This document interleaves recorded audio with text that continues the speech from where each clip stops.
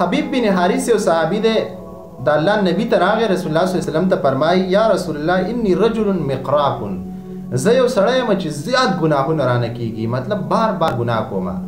رسول الله صلی الله علیه وسلم ورته وایي توب الی الله یا حبیب، الله ته توبه وباسه ای حبیبه.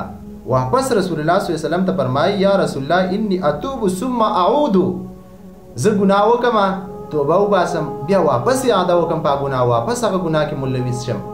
رسول الله صلی الله علیه وسلم ورته فرمایي وای هر کله چې ته یو ګناه وکې الله ته توبه وباسه، الله به تا بخي.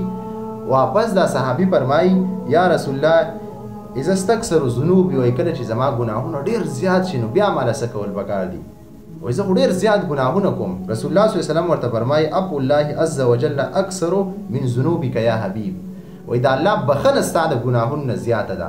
معلومه دا شو چې کله انسان ګناه وکړي نو توبه ایستل پکار دي.